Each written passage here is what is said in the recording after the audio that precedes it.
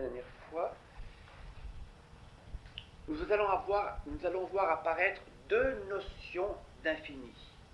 L'infini potentiel, exemple 1 plus 1 plus 1 plus 1 plus 1, une série que l'on ne peut pas parcourir en acte, oui, qu'on ne peut pas parcourir en acte, parce qu'on peut toujours ajouter une unité. Alors cela est vrai. Cela, en tout cas, est vrai des grandeurs, des figures géométriques, des nombres, figures géométriques, nombres. Ce sont des grandeurs. Du temps, du mouvement. Oui, voilà des exemples, en tout cas, de réalités dont on peut dire que ce sont des infinis potentiels. On verra apparaître aussi une autre notion, l'infini actuel. C'est pourquoi je vous ai ajouté le texte de saint Thomas d'Aquin. Vous voyez bien, théoriquement, disons, dans la vision béatifique, si par hypothèse on voit Dieu, on le voit infini en acte, et on le voit actuellement infini. Bon, c'est vite dit, hein. Vous voyez bien, c'est vite dit. La question qui se posera dès le début de l'Antiquité, est-ce qu'il y a des infinis en acte dans les choses physiques? Par exemple, le lieu ou l'espace. Y a-t-il un espace, un lieu infini? Y a-t-il un mouvement infini en acte? Le temps est-il infini en acte? Vous comprenez ces deux distinctions, non? Infini en potentiel, on ajoute toujours. Infini en acte, on saisit d'un coup. Bien, tout cela, ce sont des considérations d'ordre philosophique, n'est-ce pas, d'ordre philosophique, mais les mathématiciens s'emparent de la chose, en plus. Les grandeurs, en particulier les nombres, les figures géométriques, les mathématiciens s'en emparent. Ce sont des objets d'ordre mathématique. Alors, comme la notion d'infini a été présentée comme potentielle ou actuelle par les philosophes avant les mathématiciens, eh bien les mathématiciens vont reprendre ces notions. Et le dialogue de Louis Couturat montre bien, le texte que vous avez de Louis Couturat montre bien que les mathématiciens ne sont pas d'accord sur la question de savoir si par exemple, les nombres, la série des nombres, est infinie en acte ou infinie en puissance. Il y a les finitistes et les infinitistes. Les finitistes en mathématiques diront par exemple que la série des nombres est actuellement finie, qu'elle est potentiellement infinie, puisqu'on peut toujours ajouter. Ou bien ils diront qu'une figure est actuellement finie, mais elle est potentiellement infinie. Ça, dès l'Antiquité de nouveau. Et Louis Couturat est un écho de très très vieilles querelles. À partir du XIVe siècle, on introduit dans la physique l'idée d'un infini actuel. Alors ça complique encore le tableau.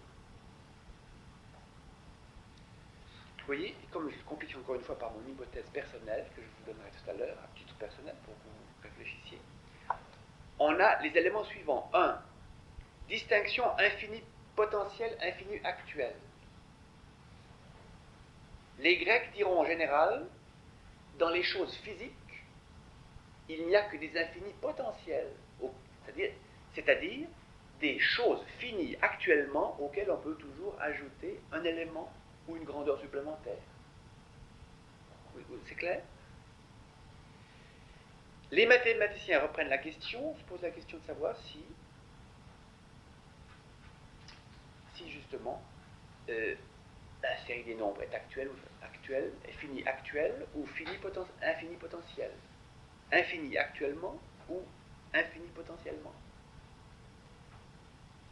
Le théologien ou le métaphysicien tel Thomas d'Aquin attribue l'infini à Dieu, mais comme infini actuel. Alors là, au moins, c'est ce qui est le plus clair. Oui.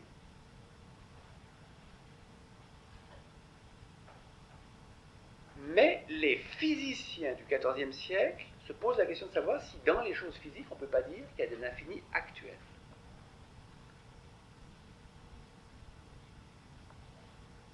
Et moi, je vous propose une hypothèse qui est peut-être un peu audacieuse, ou bien qui est peut-être un peu prétentieuse, j'en sais rien. C'est que la notion de infini actuel et potentiel pour les mathématiciens est inutile. C'est une transposition inutile et donc fallacieuse d'une distinction philosophique. Parce que, réfléchissez simplement à cet exemple. Ce triangle, fini ou infini, ça n'a plus d'importance. Oui. Ce nombre, fini ou infini, ça n'a pas d'importance. Ou si on le dit fini ou infini, il ne faut pas essayer de chercher si c'est actuel ou non actuel. C'est simplement, il est en tant qu'être mathématique, c'est-à-dire être non séparé, être non existant comme les choses existent, il est au fond infini tout court ou fini tout court. Il ne faut pas chercher à le penser potentiellement ou actuellement. Potentiellement ou actuellement n'a de sens qu'en référence avec les choses réelles. Voilà. Et ça, ce sont des... Cette querelle, si vous voulez, de savoir si pour le mathématicien la série des nombres est infinie actuellement ou infinie potentiellement, c'est au fond une fausse série, c'est un faux problème. Parce que de toute façon, le mathématicien arrive à le penser. Il a les procédures mathématiques nécessaires pour penser l'infini. Oui, donc en un sens, il le maîtrise, il le domine. Ça, c'est ma théorie, mais enfin, je suis prêt à la discuter. De toute façon, c'est une théorie que nous verrons à peine, parce que nous verrons surtout les autres. On pourrait dire que c'est un être de raison, mais ça n'a rien à voir. L'infini du mathématicien. Oui, on pourrait dire que c'est un être de raison, un être objectif. Oui. Mais quand vous dites qu'un nombre, qu'un triangle est un être de raison, c'est beaucoup dire. C'est toute une philosophie des mathématiques que vous impliquez. Je ne sais pas si j'ai raison ou si j'ai tort, mais je vous donne aussi mon opinion là-dessus. Je crois que les mathématiques sont une discipline d'origine empirique comme toutes les autres. Oui.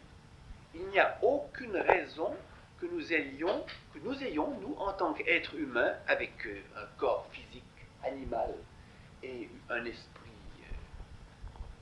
humain, une âme humaine, aucune raison que nous ayons deux types, deux origines différentes pour nos savoirs. L'une empirique pour les choses sensibles, oui, pour les connaissances d'ordre sensible.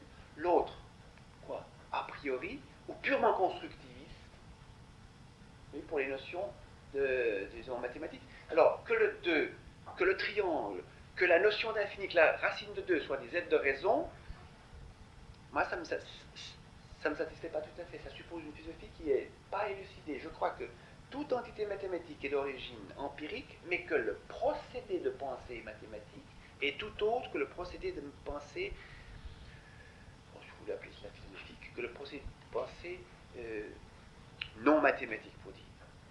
Par exemple, quand vous dites ça, Socrate est mortel, ou quand vous dites ça, vous avez deux types de pensées tout à fait différents. Ça, c'est la pensée d'ordre prédicatif, qui réfère absolument à la réalité. C'est pour ça qu'il y a la particule est.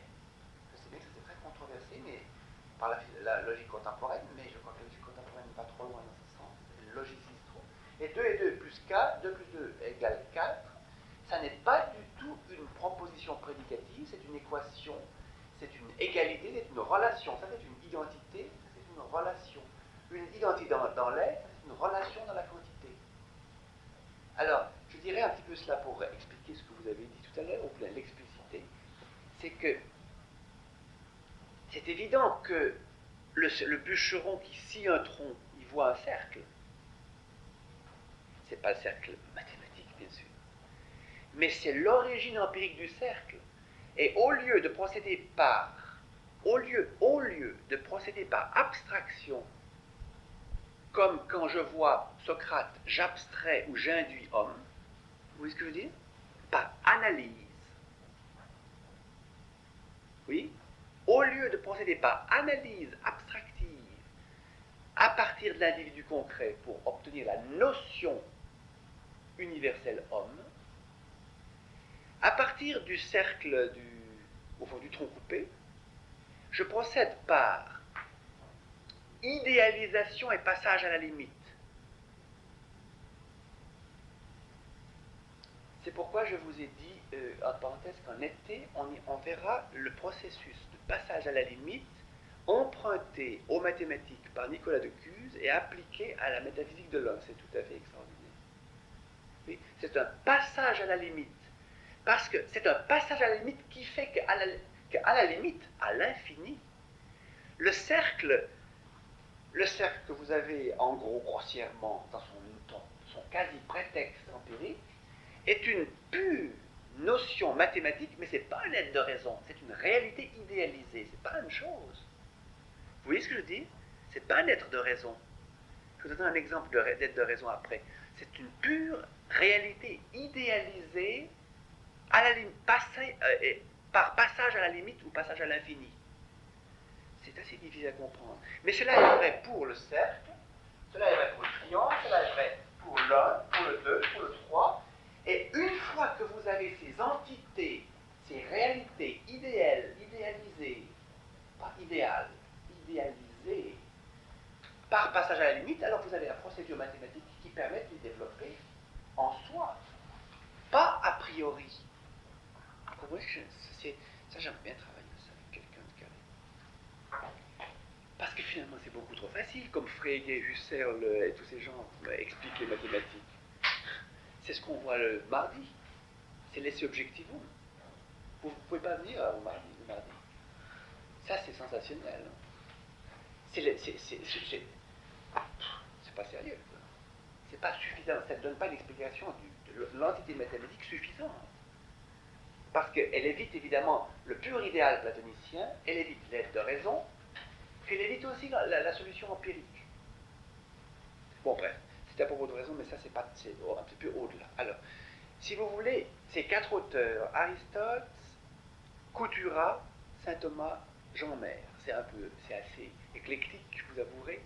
Un auteur du 4e siècle, un auteur du 19e, un auteur du 13e et un auteur de la fin du 15e, qui résume un petit peu la position médiévale sur la notion d'infini. Alors, l'idée est donc d'abord de commencer par Aristote, et nous avons en fait commencé par Aristote, et puis je continue, je ne reprends pas exactement les textes, mais vous verrez, vous perdez peut-être pas grand-chose à ce que nous ne répétions pas ce qui a été dit tout au début. Je prends simplement à la page 95, vous voyez le chapitre 4, c'est très court ce chapitre sur l'infini chez Aristote, et ça a été extrêmement travaillé. Je signale qu'on ne l'a pas encore ici, mais un très grand mathématicien français qui s'appelle René Thom, Thom, vient de faire un livre sur la physique d'Aristote avec les plus hautes louanges.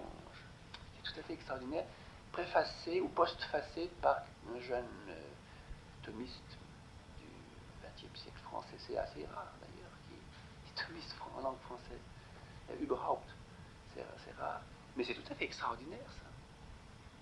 Et vous avez la physique d'Aristote, c'est pas une physique mathématisée, mais c'est une physique qui recommence à intéresser les physiciens. C'est très amusant, très intéressant. Alors, je signale cette direction que donne Aristote à sa pensée, page 95. Vous voyez, chapitre 4, les premières lignes. La science de la nature, c'est-à-dire la science au sujet de la nature, périphuséos, ce qu'on appelle, nous, la physique, porte sur les grandeurs, le mouvement et le temps.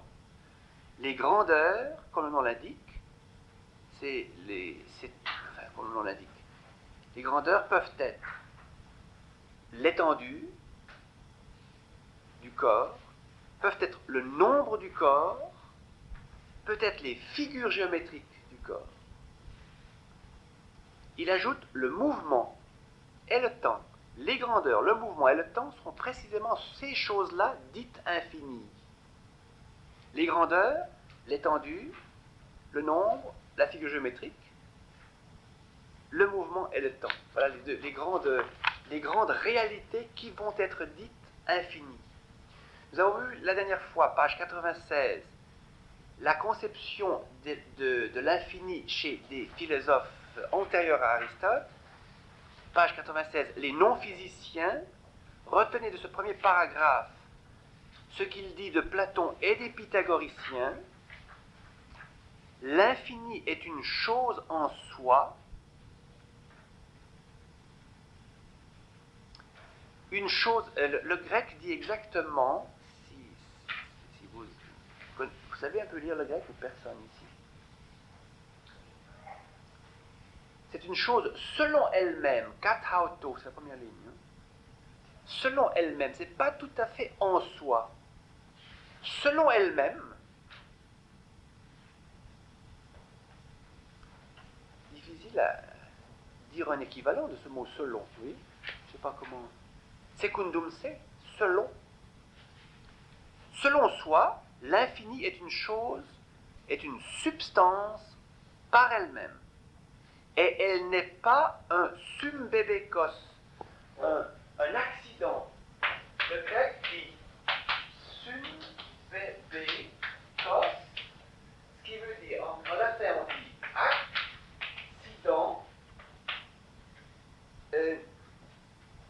Sumbebekos, c'est ce qui va avec. Ça fait sum, avec. Bebekos, ça veut dire qui est allé avec. C'est un participe passé actif. Sun, bebekos. C'est qui est allé avec. Accident, c'est quelque chose qui tombe auprès de. Vous voyez que la notion de accident grec, latin, elle indique une extériorité plus grande que qui est allé avec. Hein? Vous voyez ce que je veux dire? Un accident, c'est ce qui vous tombe dessus, de l'extérieur. Un accident, pour le grec, c'est pas nécessairement ce qui tombe dessus de l'extérieur. Évidemment, si je vous donne un coup de poing et que vous avez un gros œil au beurre noir, c'est un accident dans tous les sens du terme. Mais, par exemple, l'infini n'est pas un accident dans ce sens-là. L'infini, c'est une propriété intrinsèque, mais non substantielle. Vous voyez ce que je veux dire? Alors, je suis désolé, il faut apprendre ça un peu. Il faut apprendre les nuances de ces mots, parce qu'ils sont absolument importants. Alors voilà ce qu'il dit. Voilà, pour Platon, gardons uniquement la référence de Platon, l'infini est une chose selon elle-même, ça n'est pas quelque chose qui va avec une autre, Ukos sumbebekos tini hetero, il est dit dans le texte. Je ne sais pas la peine de vous le dire, parce que vous ne comprenez rien. Ce n'est pas quelque chose qui est allé avec quelque chose d'autre, mais c'est une substance même. L'infini même est substance. Voilà exactement ce qu'il dit. Alors maintenant les physiciens, ça c'est déjà beaucoup plus proche de la veine aristotélicienne. Les physiciens, c'est ceux-là que nous avons vus, enfin que nous sommes en train de voir le jeudi matin. Alors, tout ce qui va être dit ici, de l'infini pour Aristote, est dit dans le cadre d'une physique des éléments. Alors les éléments, pour les Grecs, c'est O, R, Terre, Feu. Bon. Vous me direz, bon, ben ça c'est toujours dépassé, hein. Je vous l'accorde tout à fait, c'est totalement dépassé. Mais la question n'est pas de savoir si c'est objectivement dépassé, ça l'est, mais si c'est encore dépassé du point de vue de la manière qu'Aristote a de penser, c'est ça qui est important. Alors vous remplacez par exemple l'eau, l'air et le feu par les atomes ou par les particules prétendument indivisibles que la physique découvre aujourd'hui, et vous avez le même type de réflexion. Les Grecs, évidemment, ne pouvaient pas imaginer qu'il y avait des photons, des neutrons, des électrons, des noyaux et des choses de ce genre, mais ils ont conçu la possibilité d'analyser le monde physique en éléments simples. C'est ça qui est important. Et ça, c'est tout simple, en effet. Le processus de remontée du complexe au simple, il n'y a rien de plus simple. Et il n'y a rien de plus évident, puisque les Grecs ont commencé par là. Alors vous me direz, bon, ben, on pourrait peut-être penser autrement qu'eux, mais en fait, dans l'expérience philosophique dont nous pouvons disposer, eh bien, les Grecs en sont particulièrement riches, et on voit que la première problématique pour eux, c'est de regarder les choses comme composées d'éléments indécomposables. Parce que, disent-ils, si tout est composé de tout, il n'y a plus d'éléments, plus de principes. Il n'y a plus un et le multiple, il n'y a plus qu'un. Vous comprenez? Alors pour Aristote, comme il le dit, page 97, vous voyez, les lignes, les chiffres que vous avez dans les marges, 203b, il faut quand même que je vous explique d'où ça vient, ce sont les références de l'édition Becker, c'est classique ça, de l'Académie de Prusse du siècle passé. Et toutes les éditions d'Aristote portent ces références-là. Alors c'est merveilleux, vous n'avez pas besoin de citer de votre texte autrement que par les références universellement acceptées, vous voyez. C'est pas vous devez dire édité par un tel, édité par un autre, et vous faites des tas de choses. C'est ça. Alors, à la ligne 203b, enfin, c'est pas très bien numéroté tout ça, au milieu du paragraphe, là, 4 points, oui, c'est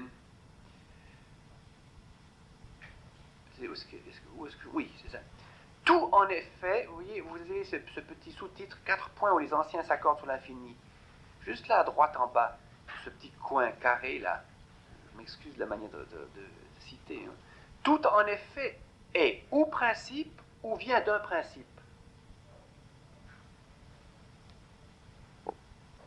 Alors, réfléchissez à ça, ça a l'air de rien, ça. Si toute réalité, toutes les choses au neutre, pluriel, si toute chose au pluriel est ou principe, ou vient d'un principe,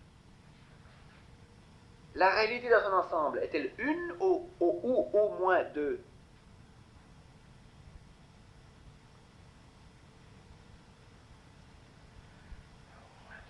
Et au moins deux. Donc le réel est multiple. Et s'il faut expliquer le multiple par un principe, il faut que ce principe soit un. Et donc, le multiple est composé, le principe devrait être simple. Voilà ce qui est en jeu dans cette doctrine des éléments. Il faut remonter à un élément simple. Alors, les chimistes ont des éléments simples. C'est la table de Mendeleïev. Oui. Les physiciens des recherches désespérément et à l'infini, je crois vraiment. Oui, l'élément simple. L'atome était en principe l'élément simple. Atome, ça veut dire indivisible. Et en fait, il y a belle lurette qu'il est divisible, et il est toujours divisible au-delà du stade de division que l'on a atteint. Donc ça pose des problèmes d'ordre métaphysique, ça, et non plus, ou méthodologique d'une part, ou métaphysique. Vous voyez, parce qu'on peut se dire, le fait que l'atome est toujours divisible à nouveau, et puis que la particule qui compose l'atome est divisible à son tour, vient-il, ce fait, de la méthode utilisée ou de la réalité analysée? Oui. Comment allez-vous le départager?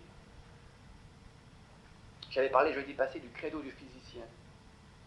Oui, le professeur Benet, ici, qui est un professeur de physique pratique, a écrit un credo du physicien, c'est-à-dire il a dit, il voit bien qu'en un sens le physicien ne peut pas peut pas faire plus que croire à la réalité de ce dont il parle.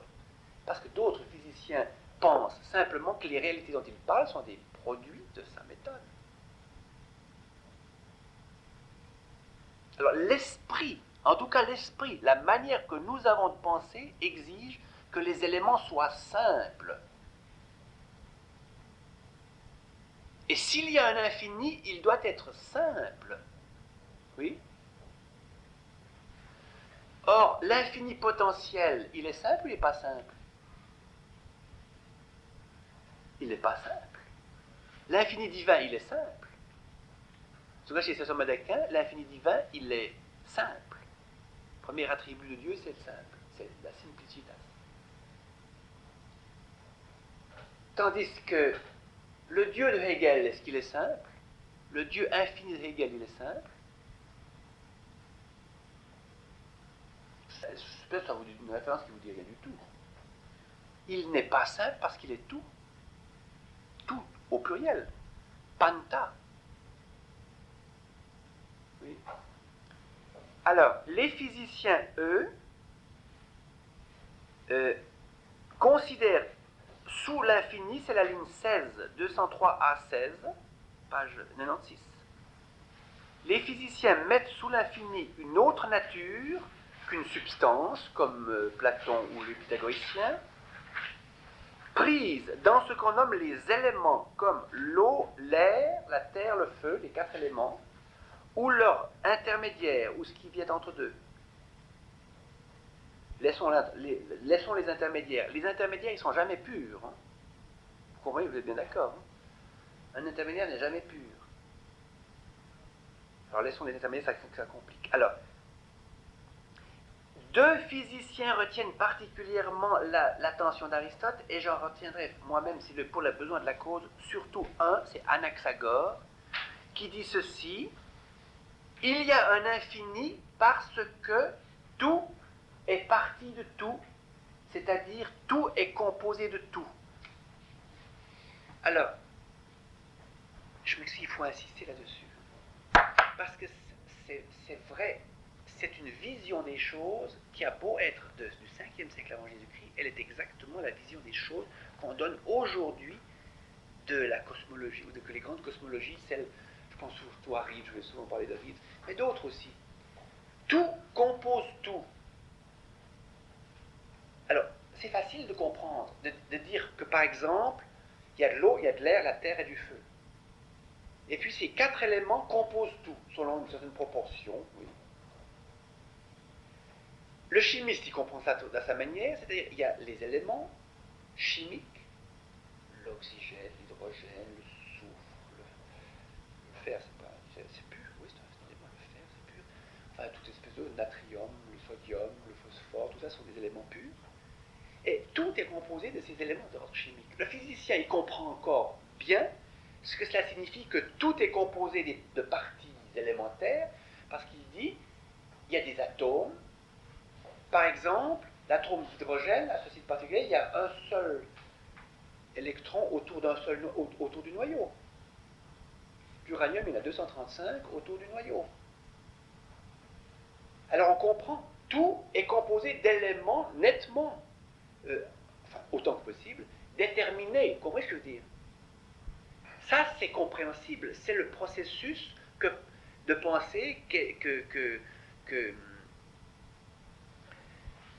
observait Thalès, qui parlait de l'eau, Anaximène, qui parlait de l'air,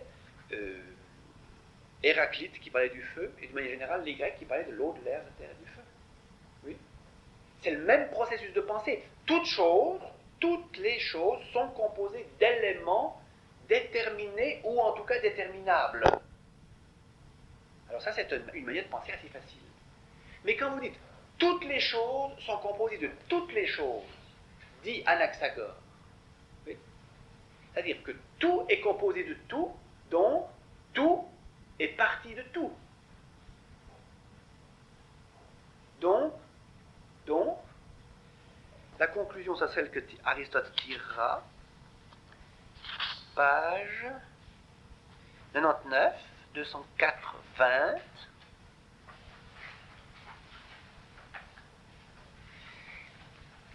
Et il dira que ce n'est pas possible, justement, pour cette raison.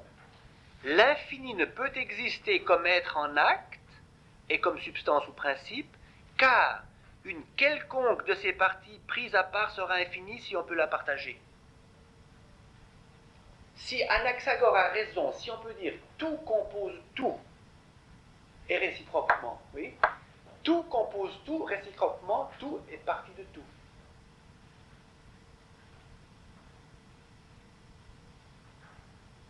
Ou tout est partie de tout. Oui, tout est partie de tout. Tout compose tout, tout est partie de tout. Alors à ce moment-là, la moitié de l'infini, c'est encore l'infini. Aristote dira non. Les mathématiciens diront oui. Oui. Et c'est plein d'embûches, ça. Aristote dira que c'est pas possible, ça. Donc il sera anti-Anaxagore. Mais les mathématiciens diront oui, c'est possible. Donc Aristote a tort. Oui. Parce que disons, vous avez les nombres finis, les nombres pairs et les nombres impairs. Supposons que les nombres pairs et les nombres impairs fassent l'ensemble des nombres. L'ensemble est infini, mais les nombres pairs sont aussi infinis. Donc la moitié de l'infini, c'est encore infini. Disent les mathématiciens. Et puis on ne va pas chercher plus loin. On dira, les mathématiciens ont raison, Aristote a tort. Mais non, c'est parce que justement Aristote a raison comme physicien, et les mathématiciens ont raison comme mathématiciens, mais ils ont tort de parler d'infini en acte et d'infini en puissance. C'est tout. Je reviendrai toujours à cette idée parce que moi je veux la creuser avec vous. Oui, je vous prends comme cobaye, si vous voulez. Vous voyez ça? Si tout est mélangé de tout, eh bien, tout compose tout, et tout est partie de tout. Donc à ce moment-là, il y a un infini, il n'y a rien qui soit fini par soi-même, tout est mélangé de tout. Il y a combien d'infinis à ce moment-là? Un. Bien sûr, il n'y en a qu'un. L'infini exige d'être un. Et même, je dirais, d'être identique. Oui? Parce que identique, c'est tout à fait la même chose. Hein? Alors, ce type de considération est toujours pleine d'embûches, je les répète, oui. Anaxagore dit, tout est composé de tout, donc il ne remonte pas à des éléments. Alors, lui prend des exemples extrêmement simples. Il dit, cette chair et cet os se retrouvent partout. Cette chair, cet os, ce bois, cette partie de bois, cette eau. Toute chose est faite de tout. Finalement, à la limite, je ne peux pas parler de tout. Je ne peux plus parler. Il n'y a plus ceci et cela, il y a tout. Et remarquez comment il le dit, Aristote dit. Il le dit, je reviens à la page 96, toute partie est un mélange comme le tout. Qu'est-ce que ça veut dire, ça? Toute partie est un mélange comme le tout. Je vous ai... À mon avis, ça veut dire... Oui, la partie est le tout. Et quand vous dites la partie est le tout, ça suppose que tout est composé de tout. Déjà les physiciens, avant les mathématiciens, l'ont dit ça. C'est-à-dire, si vous voulez, mademoiselle, la partie c'est le tout, c'est-à-dire que la partie est aussi grande que le tout, ou que le tout n'est pas plus grande que la partie. Et ça fait bondir les gens. Et comme la mathématique aujourd'hui dit que ça, la théorie des ensembles, d'ailleurs remarquez, la théorie des ensembles parle d'ensemble et pas de tout. Bah, peut-être vous pouvez un tout petit peu réfléchir à la question. Moi je dirais un ensemble c'est un tout, mais un tout n'est pas nécessairement un ensemble. Donc vous voyez, aujourd'hui on dit ça, il y a des ensembles vides, et il y a des ensembles qui peuvent être composés d'un élément, d'une unité. Ce serait déjà, oui, puisqu'il y a un ensemble vide, il peut y avoir un ensemble d'une unité. Donc en ce sens-là, la partie égale le tout.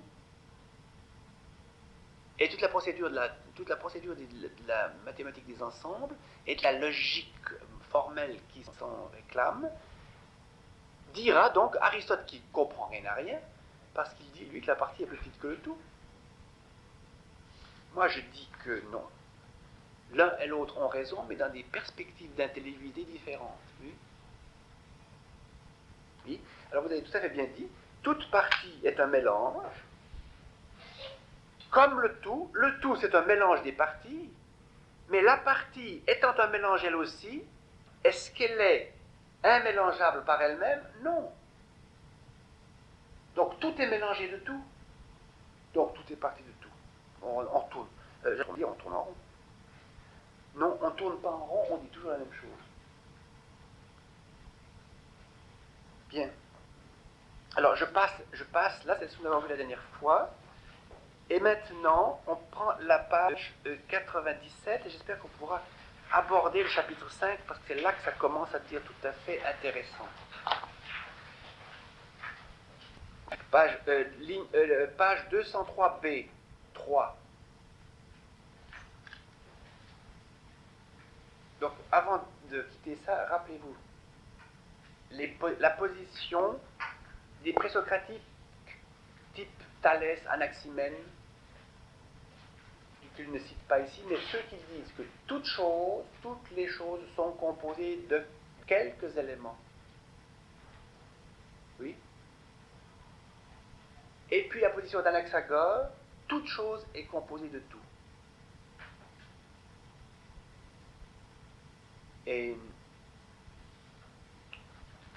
selon une certaine proportion, en grec, proportion, c'est logos. Donc, la composition de tout par tout se fait toujours selon un certain logos. Oui. Héraclite le dira. Comme on verra Héraclite jeudi matin, c'est très important de voir ça. Héraclite le dit. Les choses sont logos parce qu'il y a une proportion et c'est ça qui est intelligible en elles. Oui. Je dis exprès que c'est pas logique, hein. C'est pas un logos logique parce que là la traduction est toujours mauvaise. Alors, laissons ça. Rappelez-vous simplement les présocratiques qui ramènent tout à quelques éléments ou les présocratiques, le présocratique, Anaxagore, mais on peut aussi ajouter Démocrite, qui est miste, qui représente l'école atomistique. Toute chose se ramène à tout, se réduit à tout. Oui, il faut absolument que j'ajoute encore une chose. Le mouvement qui passe du tout à ces éléments porte un nom.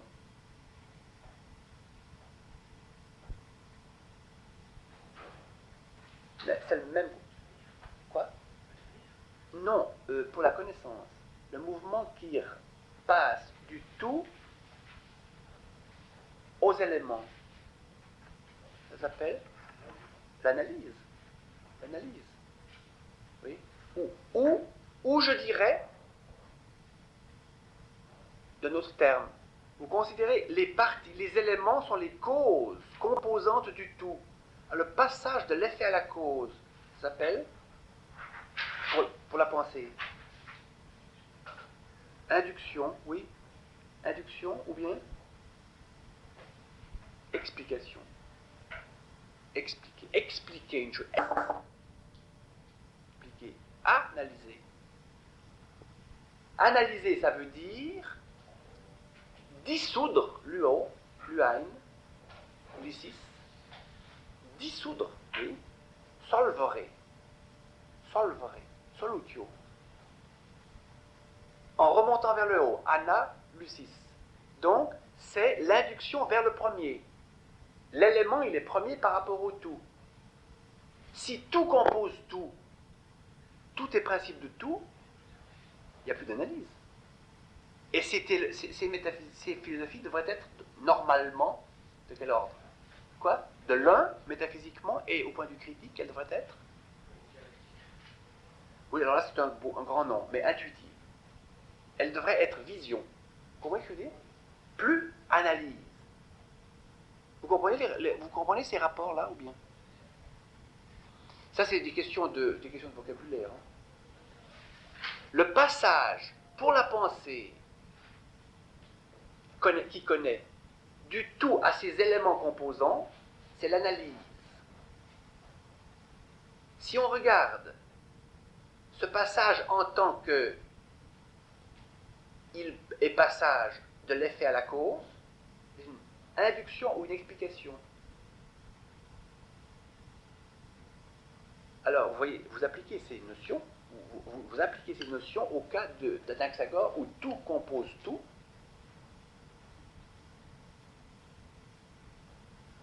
Tout compose tout. Et vous voyez qu'on ne peut plus analyser. On ne peut plus analyser.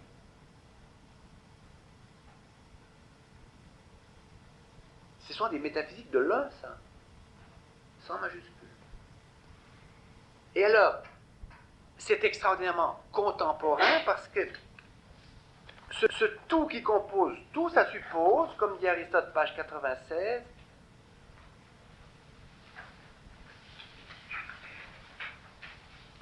vous voyez, juste après la citation « l'universelle réserve séminale », etc., et l'un prétend, c'est Anaxagore, que toute partie est un mélange comme le tout, se fondant sur ce que, j'ai biffé ce fait expérimental, j'ai expliqué pourquoi, se fondant sur ce que n'importe quoi vient de n'importe quoi.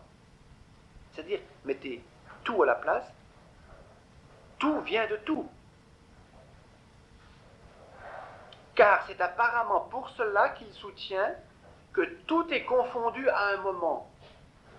La vision cosmologique du XXe siècle, dans la mesure où elle présente l'histoire du cosmos, remonte, paraît-il, à une soupe originaire, qui est une vraie panspermie, comme on l'a vu la dernière fois. Une réserve séminale universelle. Oui? Où tout est dans tout confondu. Et ensuite, le mouvement distant, dissocie, détermine. Vous vous rappelez de la dernière fois, je vous ai fait un petit schéma à la fin du jeudi matin, sur 2 lignes. Oui? Vous avez l'indéterminé infini qui se détermine. Voilà. Ils sont tout à fait extraordinaires, ces présocratiques.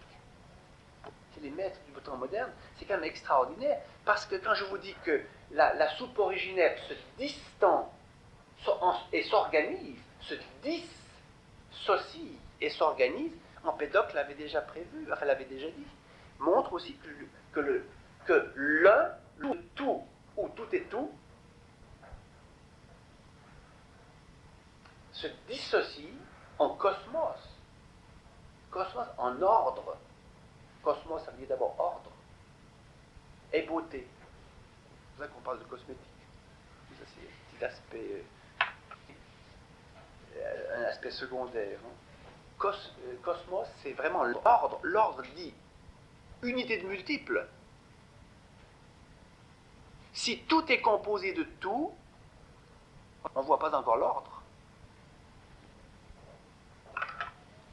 Oui.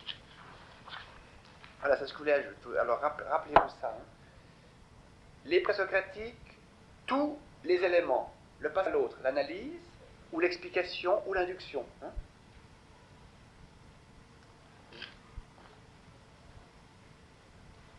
Alors, on reprend 203b, page 97. On voit bien par là qu'un tel examen convient aux physiciens. Un examen ici traduit théoria, que vous avez juste en face, si vous pouvez quand même deviner un peu les mots grecs. Hein. Théoria. C'est avec raison en effet, que tous font de l'infini un principe. Moi, je dirais même pas un principe, mais le principe. Qu'ils font de l'infini le principe même.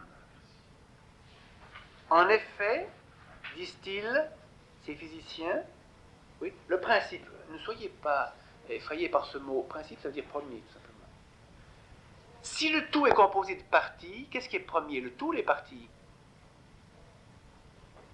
Les parties. Les parties sont principe du tout. C'est aussi simple que ça.